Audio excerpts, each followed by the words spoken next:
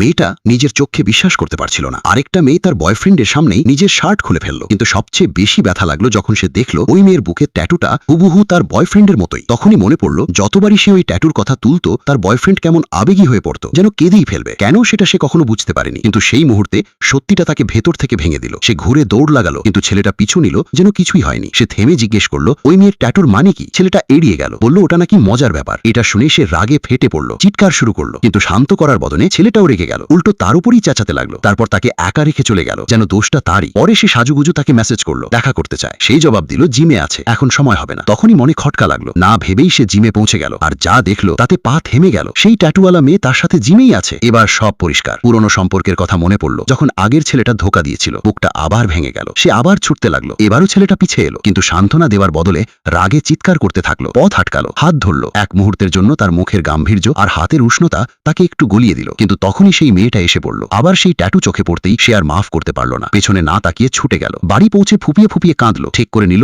এই লোকের সাথে আর কখনো কথা বলবে না। তার ঘরের সেই জানালাটাও বন্ধ করে দিল, যেটা ওর বাড়ির দিকে খুলতো, যেন নিজের মনটাকেও চিরতরে বন্ধ করে দিচ্ছে। কিন্তু সেদিনই স্কুলের পরে সেই মেয়ে নিজে তার কাছে এসে ড্রিঙ্ক অফার করলো। বিরক্তিতে সে জিজ্ঞেস করলো সে কি এখন তার বয়ফ্রেন্ডের নতুন গার্লফ্রেন্ড। মেয়েটা থতমত খেয়ে গেল। তারপর ট্যাটুর কথা জিজ্ঞেস করতেই সে অকপটে দেখালো, আর সাথে সাথে সব ভুল বোঝাবুঝি কেটে গেল। ওটা কোনো কাপল ট্যাটু ছিলই না।